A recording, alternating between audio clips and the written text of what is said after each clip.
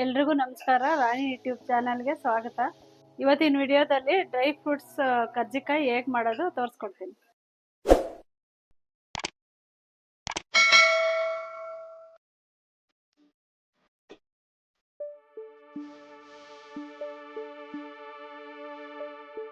Dry fruit ಕರ್ಜಿಕಾಯಿ ಮಾಡೋಕ್ಕೆ ಬೇಕಾಗಿರೋ ಪದಾರ್ಥ: ಅರ್ಧ ಕಪ್ಪು ಬಾದಾಮಿ, ಅರ್ಧ ಕಪ್ಪು ಗೋಡಂಬಿ ಹುರ್ಕೊಂಡಿದ್ದೀನಿ.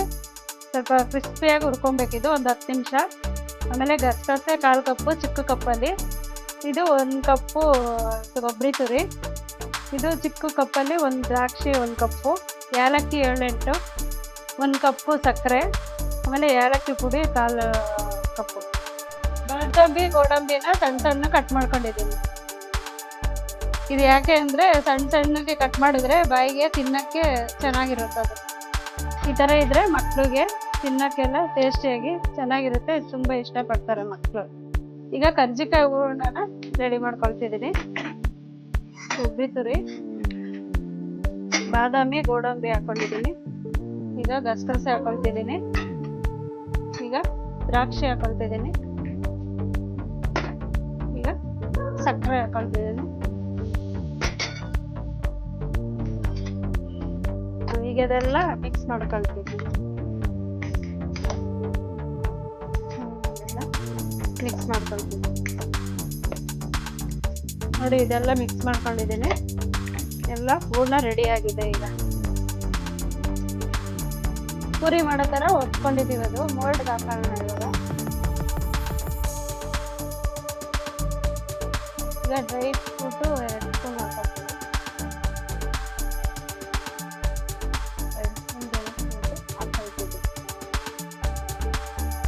ಈಗ ಮಡ್ಚಿಬಿಟ್ಟು ಅಂತ ಹಿಟ್ಟೆಲ್ಲ ಸಪ್ರೇಟ್ ತೆಗಿದೆ.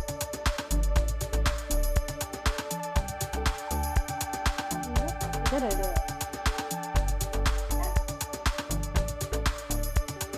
ನೋಡಿ, ಈಗ ಇದು ರೆಡಿ ಆಗಿದೆ.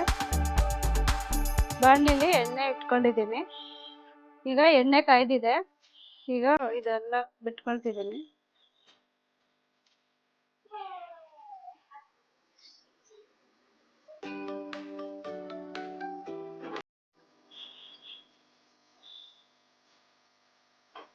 ಫಸ್ಟ್ ಒಂದು ಸೈಡು ಬೇಯಿಸ್ಕೊಳ್ತೀನಿ. ಈಗ ಈ ಕಡೆ ಇನ್ನೊಂದು ಸೈಡ್ ತಿರುಗಿಸ್ಕೊಳ್ತೀನಿ.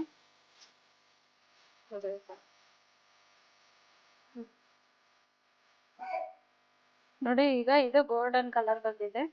ಈ ಥರ ಬೇಯಿಸ್ಕೋಬೇಕು. ಈಗ ಇದಾಗಿದೆ. ಇಟ್ಕೋತೀವಿ ಆಗಿದೆ ಅದು.